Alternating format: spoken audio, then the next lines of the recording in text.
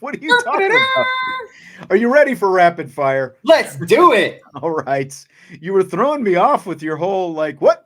Like thought I was on the freaking Pat What? McAfee show or something. What? And guys were just, like saying things out there. So, speaking at the Sports Business Journal Intercollegiate Athletics Forum in Las Vegas this week, Notre Dame Athletic Director Jack Swarbrick told the audience that the Irish are going to produce a season-long documentary series for Peacock that will be their own version of Hard Knocks. So, Jesse, do you buy it or sell it?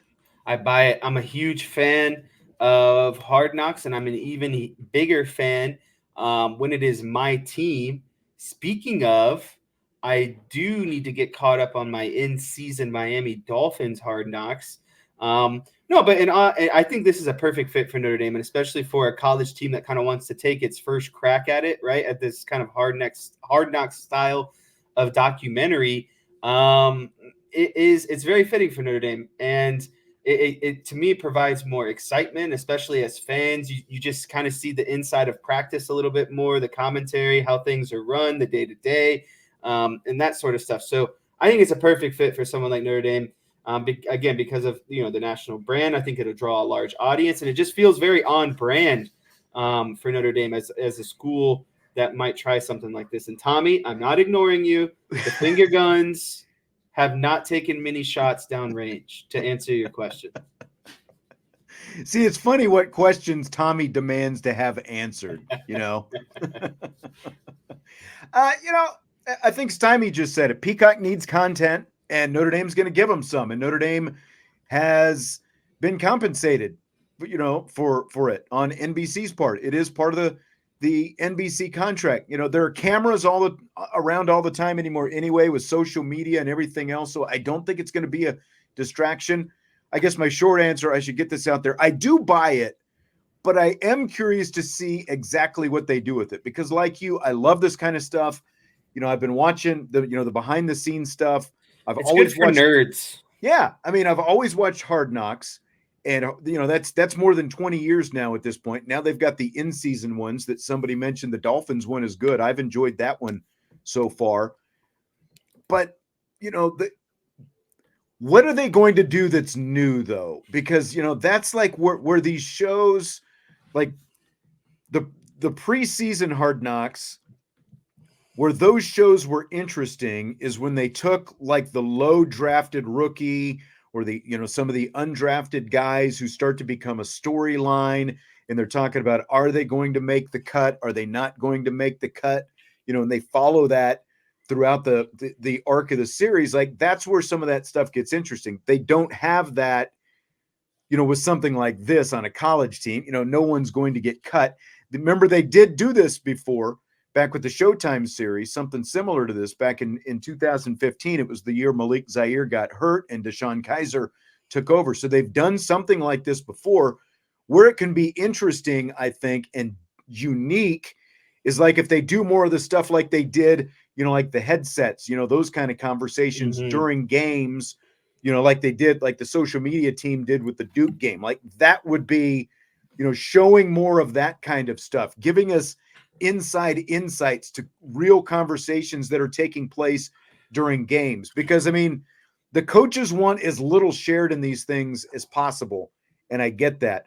So I think casual fans are really going to enjoy it, but I guess we'll see how compelling it really gets, because this is college football, and there's always the curtain is always greater, and they protect a heck of a lot more in college football, where it's like the cult of the coach. The coach determines so much at all levels, but especially at the college level. So I'll be curious to see exactly what they give us in this, what kind of behind the scenes looks. But again, just as the best example I can give, I think everyone would like to see like more of that game day stuff, where you get some of that communication and stuff like that that's going on in the course of the game. That was great stuff. Yeah, that's kind of what I was getting at. I think you want to see more of the football junkie type stuff, like the deeper level. I don't care so much for the surface level stuff. If they're going to do it, I'd like to feel like I'm actually learning something new or getting access to something I didn't necessarily know about before. Yep.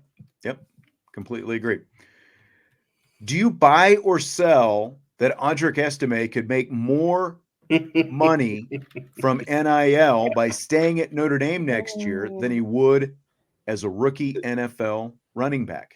I love that you asked this question, because when I got home from work today, I was laying down in bed, just kind of scrolling on Twitter, trying to disconnect from the work world before coming on and doing the show with you. And I saw a tweet about Marvin Harrison Jr. is apparently reconsidering whether or not he wants to go to the NFL, because there are rumors that the NIL compensations are if not the same, a little bit better or a little bit less than what he is, being projected to make in the NFL. That's bogus. That's bogus. But you're not, between the rookie contract, the signing bonus, the endorsements. Marvin Harrison's a first-round draft pick. That's what I mean. And so this goes into my point. If you're a first-round draft pick, there's no NIL isn't matching that. I'm point blank. I can say that with very good confidence. There's no way that an NIL contract is matching $20 million just for a guy to come back for one season. Okay, but we're talking about Audric Estime. We're not talking about Marvin Harrison. Audric Estime is not going to be a first-round guy. So stick to the topic here, Jesse. Come on, stay on point. Stay on point. This gets to my point. I think when you're someone like Audric Estime, who doesn't have as nearly high of a grade as someone like Marvin Harrison Jr., I think it becomes more of a consideration. But me personally, there's no guarantee for what could happen next year. There's no guarantee that you can go back to the NFL. You could have a bad season. You could get injured, whatever. If I'm Audric Estime, I don't think this necessarily comes down to the money. This comes down to chasing a dream that you've had since being a child, and that's playing in the NFL. And so I don't think that I think the question was buy or sell. I'm selling this. I think Audric Estime is chasing that dream, and he's going to go to the NFL. I don't think the money is what's determining what he's going to do. And on the flip side, like I was trying to get at with the comparison Marvin Harrison Jr., there's no way that schools can match that first-round money either. And so that's what it comes down to me, is, are you playing for the love of the game, or are you playing – and I feel like for the guys who come back, it's because they don't have that shot at the NFL. That they know that they can make the money in college, play a couple more years, and they're likely done. But someone like Audric Estime, who has a real shot at being, a guy in the NFL, I don't think that any sort of NIL money plays into his decision. No, I mean, I think that someone like Estimé, who high end, he's going to be a day 2 pick, second round, but he could easily be. I don't think he goes past the third round. It's first round on the first day, second round on the second day. I don't think he goes past the third round.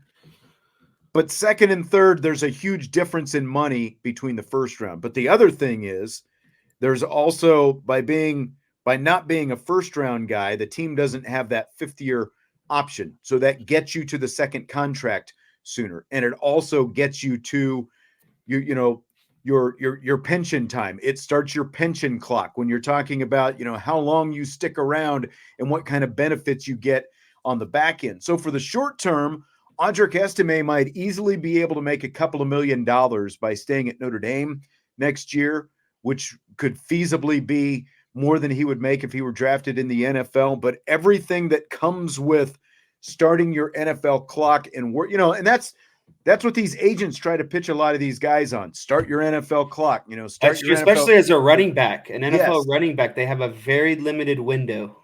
Right. Like get to that second contract sooner, all that kind of stuff. And you're right. Like with the running backs, the running back position has been devalued, but like, if you look at the NFL, like at the average NFL salary, it's not like they're still, they're making less, but compared to a couple of other positions, it's not like they're making so much less that it's like they're not making anything out there. So again, for the short term, Estimé could potentially make more money in 1 year by staying here. But when you add everything up that comes with getting to the NFL and, start that first contract, get things rolling on that first contract, limiting the amount of hits and shots that your body is taking as an NFL running back, especially for a bigger bodied guy, I think that everything just makes more sense for him to get to the NFL as quickly as he can. There's, the long term to me far outweighs any short term, revenue and benefit that he would be getting by staying and taking NIL money. The only thing that is guaranteed is the now, and Audric Estime knows where he stands right now. Yeah. Yep. So fill in the blank. If you could pick any current NFL coach to be at Notre Dame, it would be blank. And this is one that Jesse told me earlier in the week. I'm going to say, wow, this is a great question. Where'd you find this? I know. So I'm curious to see what your answer is going to be. I have no idea what you're going to say. No guesses? Came up with this. If you had to guess one, who do you think it would be? I know who mine is. So I'm going to save it and see if we've got the same. Hang on just a second. You're going to write it down? I'm going to write it down.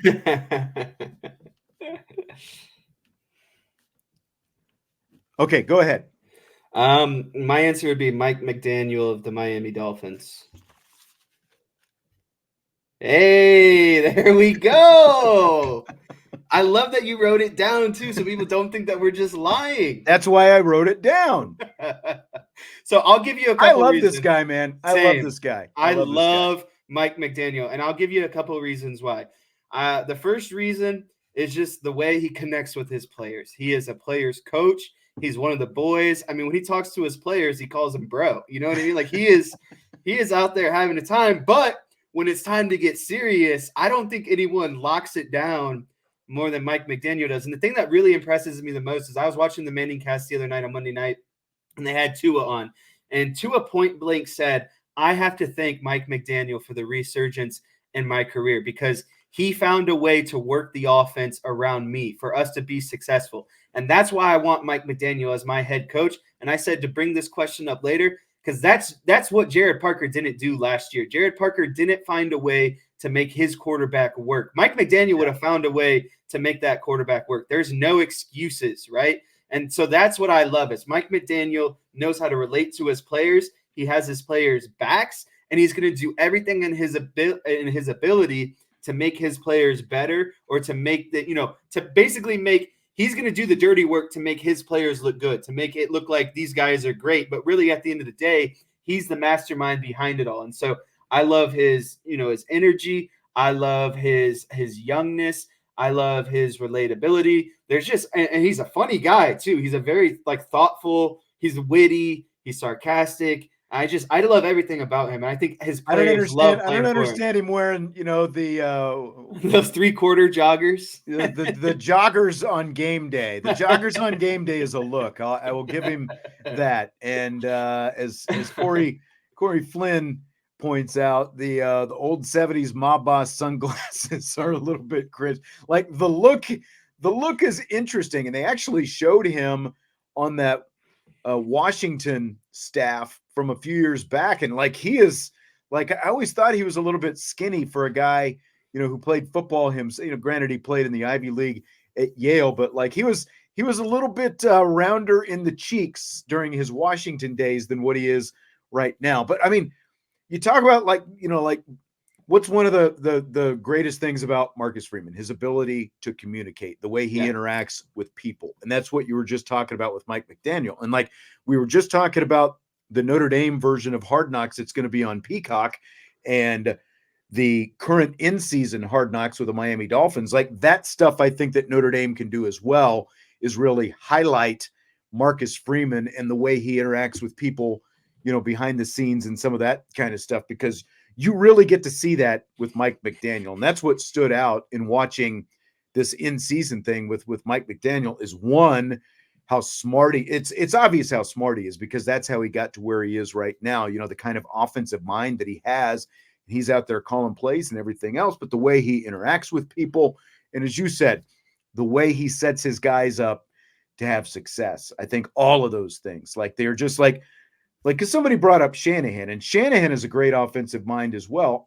He's kind of what you see from Shanahan is, a little bit more stoic, a little bit more stone face. How he actually interacts, I don't know, because we've never got to see that behind the scenes look. But there is a personality and a persona with Mike McDaniel that I just think would be a great fit for the college game because he's still relatively young and the way he interacts with young people. Most of these guys are young on the Dolphins roster as well. So I I think just all of think those there's things could no make him a good excuse fit. for Mike McDaniel. He's just going to find a way, no matter if he's always tinkering with different plays, whatever it might be. His number one mission is he is setting up his players to be the best as possible. He's not and this, I think this is the best way to sum it up. He's not forcing a system on his players. He's creating the system around his players. And I think that's what makes him so great. Yeah, Domer says college players need to be tough. I don't know exactly what that means. Guys But play I mean, tough when they want to play for you. anyone who plays football needs to be tough. I mean, it's like you don't have to be talked to tough to be tough. It's like the biggest thing is just letting guys know. I think that you believe in them and putting them in position to succeed. I think that goes a long way, and I think that that's something that that he does well. Let's you brought up the question, and that's my answer. Glad we had the same answer. Wow. I wasn't sure. I wasn't sure exactly where it was going to go, and I'm trying to remember if there was a. I don't think there was a question that goes along with it. You actually, Salty had something about Marvin Harrison Jr. earlier, but I missed it. Let's go ahead and throw this super chat in here. Thanks for the super chat, by the way. He said, Hey, previously, you'd give a new head coach 4 years to see how the program/talent has developed. Does the standard change with a new level of roster churn with portal/NIL? Does the head coach ceiling show itself sooner? so And basically, what this is asking is, with the influx of talent coming in and out, and how you can address your weaknesses much quicker, should the coaching window or our judgment window be shorter? I would have to say no. I don't think that you should be expected to turn things around so drastically. Now, don't now like if you're showing a continuous trend of bad, that's one thing. But if you're continuously showing an upward trend, I think that's a little bit different a story. And you have to, as fans, you have to manage expectations, because I think a lot of times we want all the national championships and the New Year's Six Bowls, but it takes steps to get there. And so as long as you're taking the proper steps to get to those bigger goals, I think that's really what the evaluation should be. yeah, I mean, we're going to get, you can't there's so many different ways to look at this, because when you look at Deion Sanders, and as soon as I say Deion Sanders, he's going to polarize everybody, just like all the Kaepernick talk is going on right now in the chat. He's a polarizing guy, but I think in part Deion Sanders gets the benefit of the doubt because of the fact that he walked in the door and basically had like 80 new players on the roster this year because of the way he turned the roster over. Now, you can look at that in two different ways. One, he ran off a bunch of guys, but two, he brought in a bunch of guys and won more games in his first season than they won last year. The reason that he ran those guys off was because of the fact that they only won one game last year. So again, like how you want to evaluate, like you can't just, player development still has to be a big part of it. You can fill gaps with NIL and transfer portal and everything else, but at the end of the day, it still has to be about player development, your ability to recruit the best talent possible and develop them and turn them into the best players, and essentially fill some holes via the portal and however you want to use NIL to do that. That's kind of the way I see it. Maybe I should have brought this up after this next question, but it kind of relates to this next question as well, because a single day record, more than 1,000 college football players entered the portal on Monday. It has been just a crazy week in transfer portal world. 15 of them, this was just Monday alone, 15 from South Carolina. NC State, Vanderbilt, Western Michigan had 14 players each enter the portal, 13 at Cincinnati. So what do you think of this new era of college football that we are living in right now? I like it as a fan because, again, you're able to address some deficiencies rather quickly. I'm afraid that the two things I'm afraid of is player development. I think that it becomes college is all about player development. And so I'm not necessarily a huge fan of guys or teams just poaching off guys that are already, someone else has kind of done the hard work and developed them essentially. I don't like the concept of that. And the other thing that really bothers me is what seems to be the lack of commitment. And I know what I mean by that is I understand there's situations where you don't want to get buried on a depth chart, or maybe, you commit to a school that's got, 2 or 3 5 stars ahead of you. That's fine. If you're never going to see the field, that's one thing, but it discourages commitment and competition and hard work at the end of the day. Cause I think a lot of guys are giving up and just saying, oh, well, I'm not starting right now. And so it's time to go to the portal. I don't like that aspect of it. But again, I like the ability to kind of be able to address some, holes in what your roster in a quicker manner. It's not, oh, we need to wait for this guy that's coming in and develop him for 2 to 3 years. You can now go and say, okay, we might need to just, add some glue here and there to piece this thing together. That's what I enjoy the most. I'll give Tommy credit because he seems like he's in a little bit of a mood tonight. This is your best comment in a while, Tommy. He says it's really unfortunate the number of kids that jump in the portal and don't realize yet that they've played their last snap of football ever. That is probably a very true statement, like that is part of it. And just the sheer number of guys who are getting into the portal these last couple of years is just staggering. But at the same time,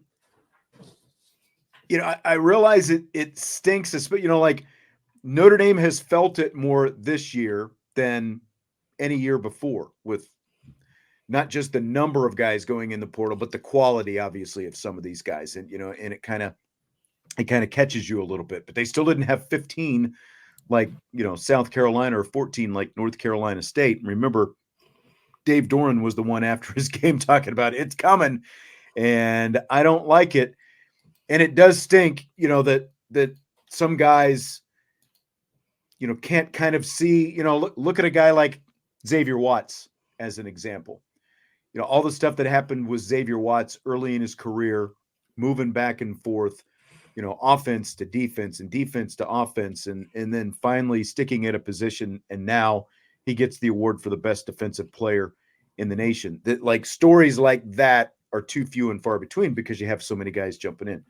But I'll say this, like, I do like sort of this college free agency aspect because, NFL offseason, you have the free agency window open and you can go address specific needs that you have with your team. And because of the fact that you've got this portal now and players have the ability to transfer and play right away, which just a few years ago, the coach still not only could control whether or not you were going to play, whether or not they gave you the release, but they could also control which schools they did or didn't want you to go to. So I kind of like this, like Notre Dame has not only recruited well, like if you look at them specifically, but we were talking about Javonte Jean-Baptiste, Thomas Harper, obviously Sam Hartman as well. Those were 3 big needs that they needed to fill last offseason, and look what they did with them. So I kind of like this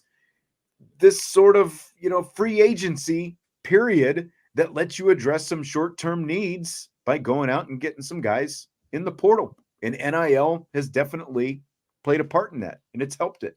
So it's not all roses, but I do like it. I have to say I like it, with what teams are able to do by going out and kind of creating this new sort of period where they're able to address those needs.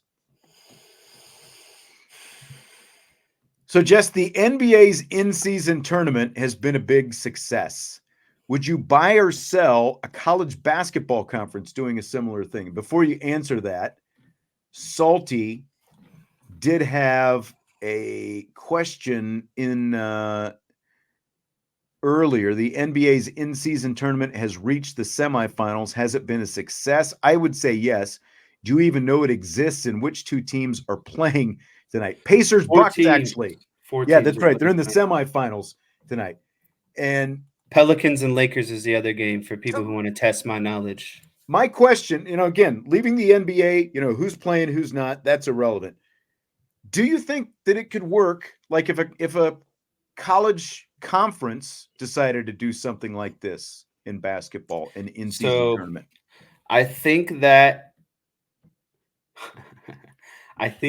the in-season tournament works predominantly for the NBA because they're addressing the issue that guys aren't playing hard every game, or you're not getting to see star players every game, and so that these guys have been incentivized with this in-season tournament, right? And so it's like you saw this. I saw something from the Pacers the other day that said these guys Can we stick to the college thing, because guys are losing interest in what we're talking about? It was going to correlate back. Okay, but go ahead. I think that the issue with the college game is I think it would be a great concept and I think it would play out well. I just don't think the college game needs it in the way that the NBA needed it. And so I would just sell it just because I think guys are playing hard all the time in college. And I think that, again, you see some of these invitationals and tournaments, and that's kind of very similar to me. I think that this is a concept that fits the NBA well, and really the NBA. See, I disagree with that, because like people are saying, well, isn't that what the preseason tournaments are for? And it would be a scheduling nightmare. The way the NBA has done this, as you know, but since a lot of people haven't been paying attention, this tournament, they're regularly scheduled regular season games that essentially count toward the tournament, right? You win the game, then it's like you I don't know exactly what the point system is like, but essentially you win these games and it helps you, as you go through this in-season tournament. And now the four teams that have made it to the semifinals have done the best in these regularly scheduled games, right? To get to where they are right now, right? Yes. Yep. So, I mean, like, couldn't you see like the ACC use the month of December when hardly anyone is still paying attention to college basketball? My point is, I think that it would bring more attention to college basketball. So all you're doing is scheduling over the course of, 2 or 3 weeks. You've got these regularly scheduled conference games. They would essentially be your early season conference games. You're playing them in December instead of January. And then maybe around the holidays, you have this semifinal for the top 4 teams that make it out, and you add some games, and then you just, you kind of adjust their schedule on the back end. As a result, like, I think that it would bring more attention to college basketball in the month of December when they're playing all these games against the, Niagaras and Marist and smaller conference teams of the world. I think that it would bring more attention to college basketball, and those games would actually mean more as well. Yeah, and I like your point. And also, it's like a mid-season evaluation. It's a tournament before the tournament, right? And you Right. can almost see, this is like the warm-up to the big thing, and you get a better feel of where teams are at, higher competition, etc. I just think that there would have to be a way to incentivize it at the end of the day. Like no one wants the mid-season trophy because ultimately you care about the end of the season trophy. So what do you do to incentivize it? Does the mid-season ACC winner get an automatic bid into the tournament no matter what? You know what I mean? Could automatic bids be handed out for teams that win the in-season tournament? I think there has to be something to incentivize the players, because when there is incentive on the line, that's when guys start to play hard. And that's kind of what I was getting at with the NBA. The incentive is more money for them. You have 13 players on the Pacers roster who make less than like $1 million. And so if you're getting $500K for winning the in-season tournament, that's a big incentive. Sure. And from a college standpoint, you can get NIL incentives. Yeah, that's it. I forgot about that. Yeah. So I think there's Maybe a it's lot just of a things you nice can cash do. prize. Yeah, I think there's a lot of things you could do just to do something a little bit different. Again, it's like they're part of your schedule before this, so you're not adding a bunch of extra games. They're part of your schedule You're just as it is. strategically playing them. Yeah, it's just that those games mean something for the tournament that you're playing. Just a Thank thought. you, They'll probably Anthony never Edwards. do it. I don't know.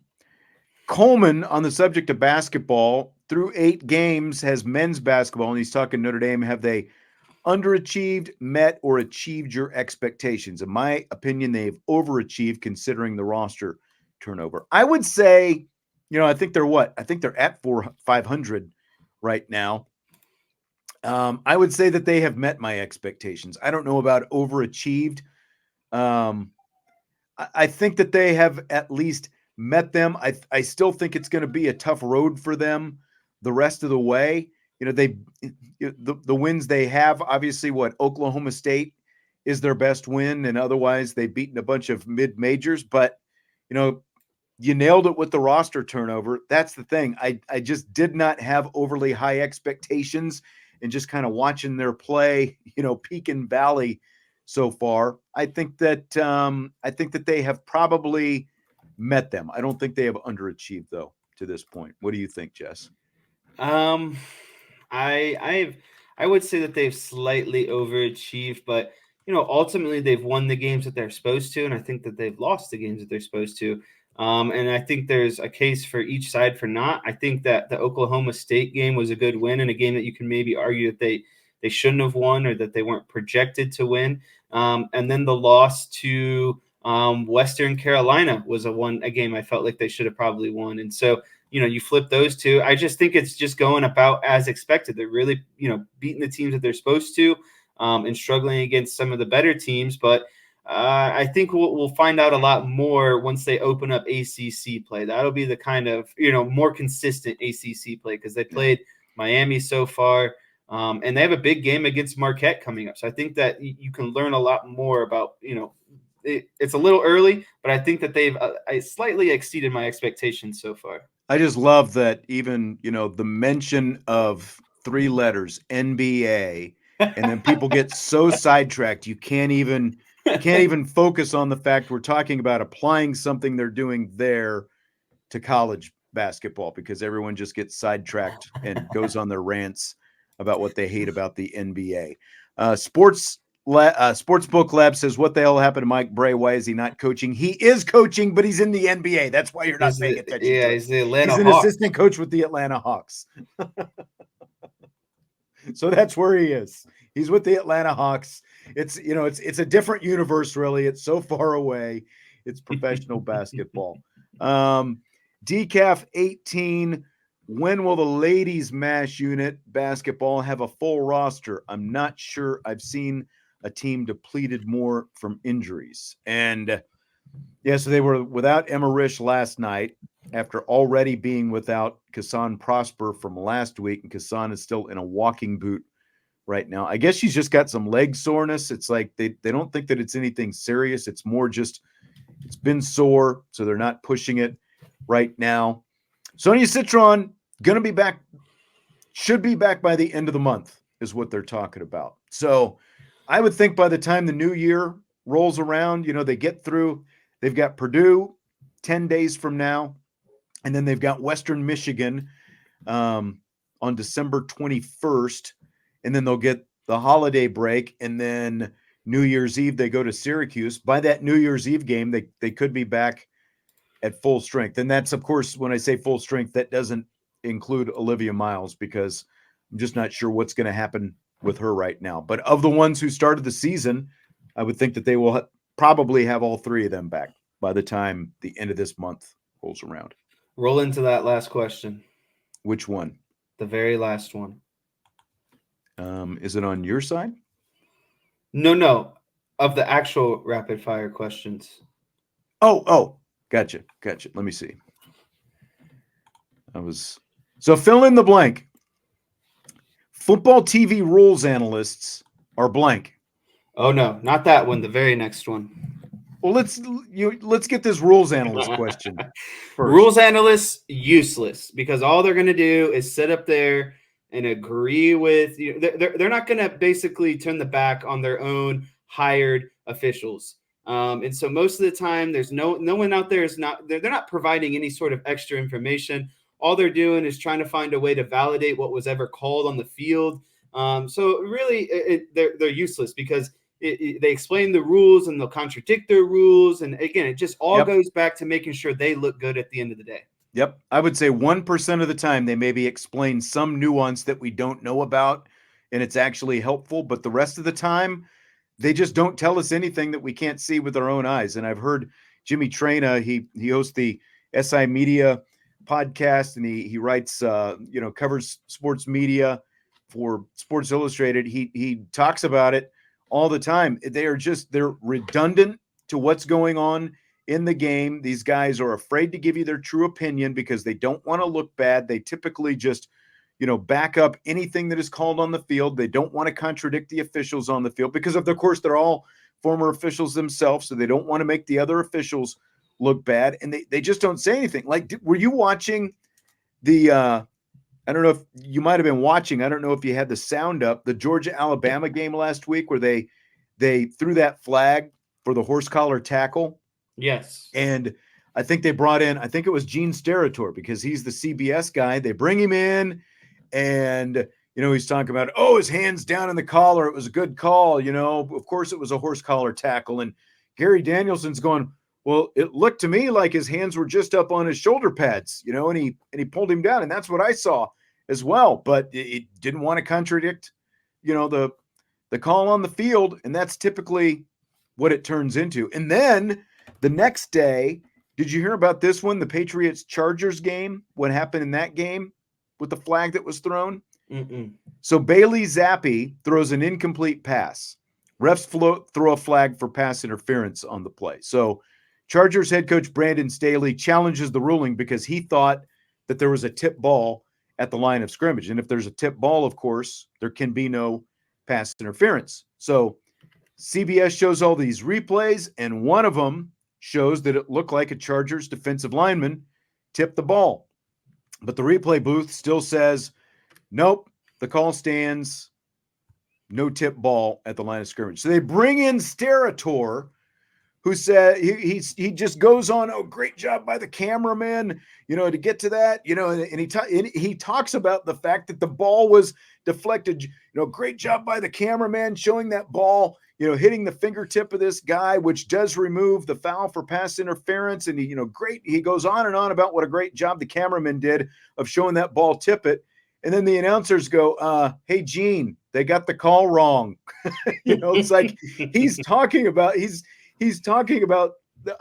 as if they actually overturned it, and they didn't overturn it. The replay booth totally blew it. And they're all just completely worthless. It's a waste of all of our times to have these rules analysts in there. Just makes you more mad, I think.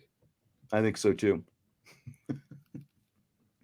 Tommy Guns is coming after you now already about Cowboys and Eagles. So, Cowboys-Eagles, part 2, Sunday. How much does a win mean? How bad would a loss be? And, of course, we're talking about from the Cowboys' perspective.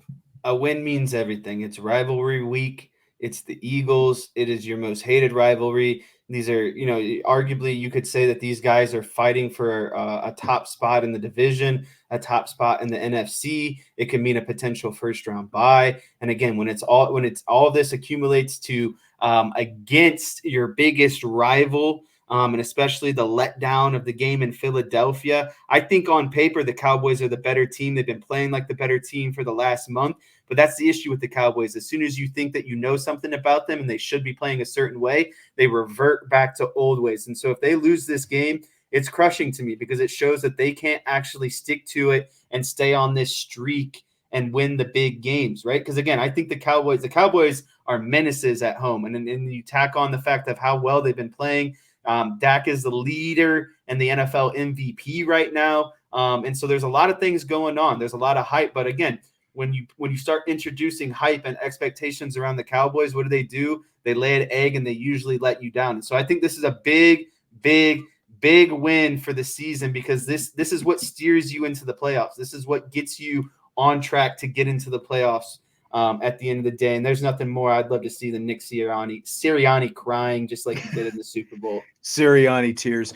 Typically, I would say I don't care what happens in this game. It's the regular season. I just want to see playoff wins when it matters. Like I would sacrifice a win here for a win in the playoffs, but where they are right now, like the Eagles just skated by and skated by. Like a couple of weeks ago, the overtime win over the Bills when Buffalo had them beat. All these comeback wins at the end. They just kept managing to escape disaster. And then, of course, they got their doors blown off by the 49ers last week. The thing about this is if the Cowboys win, they're tied for first place with the Eagles, atop the division. So there's a chance to win the division right now, which means home field advantage, actually where the Cowboys are undefeated. And this game is in Arlington this weekend. So there's so much on the line with this game that, I typically don't put as much stock into regular season games, but like the knocks on the Cowboys, what are they? They can't beat the good teams. They beat a so-so team and look pretty bad defensively anyway in the process last week against Seattle. They've had some extra time to rest for this game because they did play on Thursday night.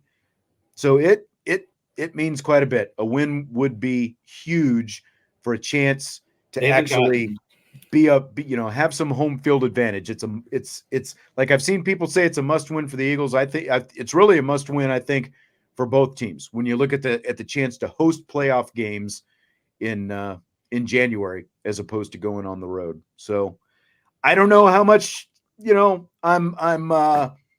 riding on it. I don't know how much I actually think they're going to win. I have pretty low expectations going into this game. I think it can be a good competitive game, but I don't know. I guess we'll see. I think the Cowboys win by at least 10 points. Sportsbook Lab, what's the Cowboys' record versus teams with a winning record? Well, I'll tell you a big part of why they have a losing record is because the Cowboys' L is attached to a lot of those teams, right? And so and again, if it were so easy to beat the bad teams, every team would do it consistently. Just because they're bad teams, again, you still have to win the game. And not only are they winning the game, but they've convincingly beat some of these bad teams as well. They're not skating by. They're not winning games in the fourth quarter. They're exerting their dominance. There's a reason why they're the leading NFL team in points per game. There's a reason why their quarterback is playing the best in his career. And there's a reason why the defense is as good as it is. This team is dominating teams. It's not just they're skating by. They're winning games handedly. I mean, I'm not guaranteeing anything by any means, but as we've talked about before, it's been a long time since the Eagles have actually swept the Cowboys. So that's what I mean. Neither team really sweeps each other. They always seem to split. And so that's a big thing too. You can't get swept by the Eagles in the same season. Yeah. I mean, apply that. Well, I'm not going to go down that road. We'll just leave it at that. I'll just finish with this though. Anthony said, buy or sell. Vince presented Jesse with a substantial monetary inducement to say that Vince made a good point on the previous show.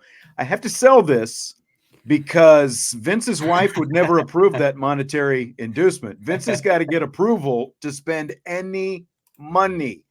If you don't know this about Vince by now, Vince don't spend nothing without the stamp of approval from the missus. So that's a big sell for me.